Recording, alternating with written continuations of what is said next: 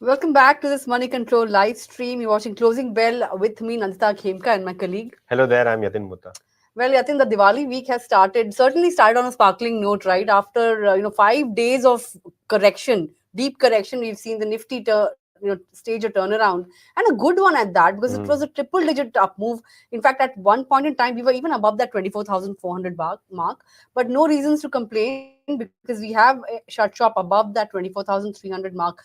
A good 160 point kind of an up move coming in on the Nifty and in the Sensex as well, Yatin. 600-point up move, we have reclaimed that 80,000 mark. Yeah.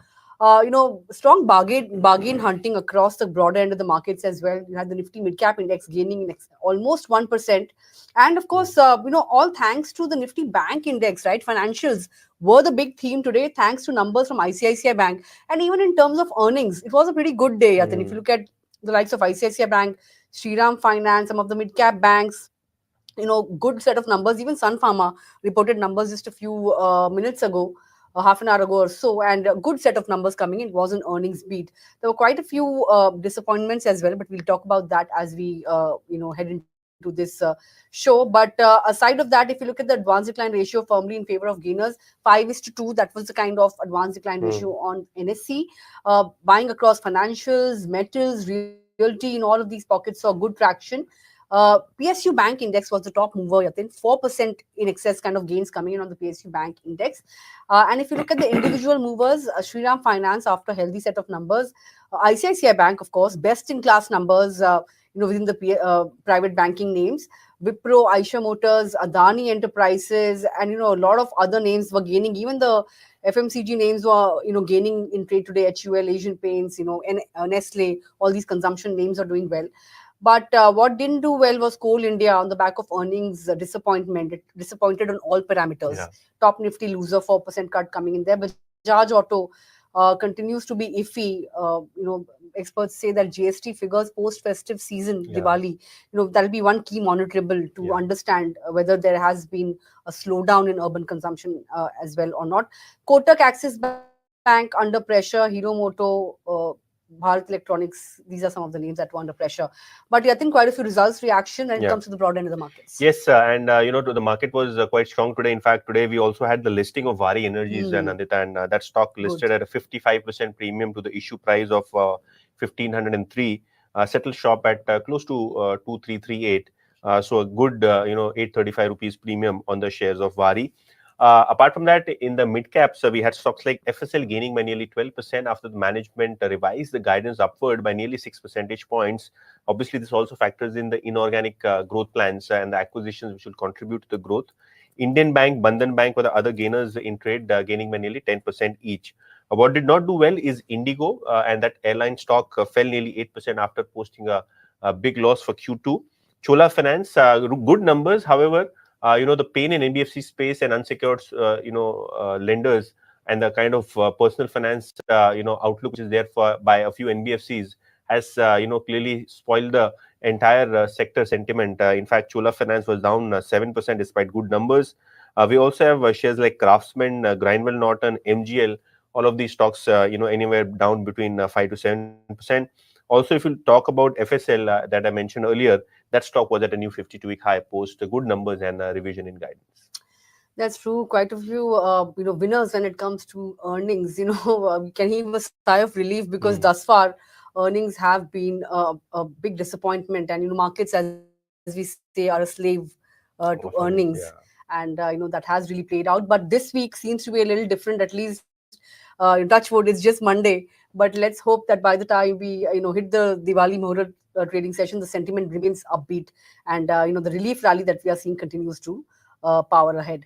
But on that note, let's take a look at the stocks that are on our radar. Yatin was mentioning Bandhan Bank, good numbers, although there has been some stress in the MFI book. That has been the case across lenders as well. We've seen with the likes of Kotak Bank, and even RBL Bank for that matter. MFI weakness in MFI book has played spoil sport. But here the focus has been on other parameters. There has been stress in the MFI book, yes, but brokerages believe that it is better placed versus its peers to manage Mm. that weakness in MFI book. Earnings earnings per se has beaten expectations. You saw profit jump 30%. NII, net interest income, has jumped 20% on a YY basis. NPAs edged higher on a quarter-on-quarter basis. Their asset quality has deteriorated on the back of higher slippages, but deposit base showed robust growth, and its emerging entrepreneurs business book also was better than the Mm. peers. That was also one positive point that aided in the rally that the shares of Bandhan Bank saw today. There has been broad-based momentum, in its lending segments, including the home finance business as well. And as I was mentioning, stress has been there in MFI book, but some brokerages, although are cautious, but they have taken note of other parameters where the bank has done well. The valuation picture, Nomura has hinted that valuations are benign after the kind of correction that the Mm. stock has seen. Uh, and because of the challenging MFI outlook, they are a little cautious, but they have upgraded the stock to a neutral target price at 180 rupees per share, and they have said that there has been a steady show in the second quarter despite challenging environment, and healthy loan and deposit growth is something that has compelled them to upgrade the stock. Macquarie also has an outperform call. Target price is higher, 250 rupees per share. Higher operating expenses have played spoil sport for the second quarter profit, but lower credit costs came as a cushion. The key focus going forward will remain on the potential stress in the loan pool, but management is targeting 1.8 to 2% kind of credit cost for FY25. And growth, of course, for the bank will be driven by the secured segment, although margin pressure is likely to continue. Mm. And valuations, Yatin, most brokerages are pointing out that valuations are looking good. And given the fact that the bank is well poised to manage the stress in MFI book compared to other lenders, this makes a good candidate to look at for a buy call. Jeffries has also given a buy call, target price at 240 rupees. Even CLSA has an outperform rating. So all in all, the outlook on the bank has been positive from brokerages after the second quarter numbers, and with the consistent underperformance that the stock has seen, valuations Yeah. have become very attractive, and looks like here on things will look better or look up for the bank, because the key pain point, the MFI stress, is manageable according to most brokerages. And most importantly, I think the IndusInd Bank MFI numbers Hmm. spooked the street. The Yeah. stock was down 20%. That also had an impact on Bandhan's share price. But I Hmm. think post numbers, the street probably did not factor in, that kind of a advantage that Bandhan Hmm. has Yeah. on valuation as well as the control on asset quality. Yes, the credit cost will increase, Hmm. but clearly, as Nandita was mentioning, most of the target price are in excess of 240 rupees. So valuation comfort is there on the share price of Bandhan Bank. But what did not do well today was Indigo, and last quarter we saw a good number coming in. Market share was higher by a couple of basis points, but this quarter I think the loss number surprised. It was a lean quarter, and usually in monsoon we typically see that the airfares are slightly subdued. The fuel costs were also higher because this time the crude was quite volatile for the entire quarter because of the geopolitical reasons. Now, Kotak Institutional, however, they have a buy rating on the stock. They say that the sharp Q2 miss in profit before tax was led by groundings, related compensation, and unexpected fuel inflation. And we have clearly seen that the ETF prices also have remained volatile for the second quarter, which has led to margin pressure for a company like Indigo, which has a large part of its cost linked to crude oil prices and ATF, which is aviation turbine fuel. Now the overhang was heightened by seasonality and sharp uptick in demand versus supply to the previous year. Last year, we saw a lot of issues with Air India, with SpiceJet, and other airline which were competing. But now I think with adequate supply coming in, the market has saturated according to Kotak. In fact, if you look at Q3, the base is higher, but the seasonality factor is there because we have the festive season in Q3, so the performance will be monitored.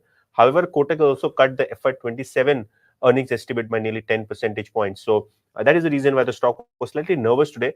But the results are clearly disappointed when it comes to Indigo's second quarter performance. That's true. I think first quarterly loss in 7 quarters for Indigo, and obviously you were also mentioning the seasonality factor. But Yeah. the festive season and Mm. the year-end travel, because December, New Year travel Yeah. could lift fortunes. But of course, big earnings estimate cut by Kotak, Okay. that had dampened Mm. sentiment today. But another stock that was in focus and was a high flyer was First Source, Yatin. Strong revision in Guidance. revenue guidance, right? And that really led the stock to fly high in trade. RP Goenka group company. 11% gains coming in post the guidance revision. Of course, the constant currency revenue guidance has been revised to 19.5 to 20.5% vis-a-vis 11.5 to 13.5%. That's almost being doubled, right? And but just want to mention that the revision in guidance includes a 5% contribution that will come in from Sensex, that the company's UK arm had acquired just a month ago. I think in September sometime, for 42 million pounds. And excluding this acquisition as well, First Source expects the organic revenue guidance to be around 14.5 to 15.5%, which is still higher than the guidance it had given earlier, which was of 11.5 to 13.5%. So this boding well for the company, but margin front it was a disappointment because they have calibrated the FY25 margin guidance to 11.5% from 12%. And if you look at the quarter-on-quarter margin performance, it has contracted slightly, 11.8%. I think vis-a-vis 12%, if I'm not mistaken. So yes, margins remain under pressure, and management was on CNBC TV 18 today, and they've also said that a lot needs to be done when it comes to margins. But aside of that, if you see, the company has given a very good picture when it comes to deal wins. It has a robust, deal pipeline. In the second quarter, it had closed 3 large deals, and in the third quarter as well, it is hopeful of more than 3, or actually more than 3 deals in the third quarter. Look at the stock performance in tandem with other mid-cap stocks. First Source has also done well. In the last 3 months, it has rallied somewhere around 45% or thereabouts, and we already saw what happened with the likes of Persistent, Coforge. All these stocks had hit fresh highs after numbers. Of course, we will see what brokerages have to say about First Source tomorrow morning. But within the mid-cap IT pack, some of these companies are poised for further earnings growth. That's what brokerages believed when other companies reported good set of numbers, and they said that although valuations are at a premium, these companies are justifying these premium valuations because of the kind of earnings potential these companies have. But let's see what really brokerages have to say about First Source when we get the first reports tomorrow morning. Yeah. Absolutely. And I think Sanjeev Goenka, the chairman of the company, spoke to CNBC TV 18, in which he spoke about the deal pipeline being healthy and the revision in the guidance. Yeah. Well, all in all, a good start to the week. Let's hope that the festive spark, remains on the Lal Street, and we see a good Muhurat trading session as well on Friday. But of course, for now, I think we are signing out of the studios. Good evening. Have a great one, because we saw some bit of a relief rally play out on the Lal Street today. Come back and join us tomorrow morning, all refreshed for another day of trade. On opening bell, we'll get you lots more, about stocks and market outlook, etc. So we'll see you then. But for now, it's a goodbye from me and Yatin. Thanks a lot for watching.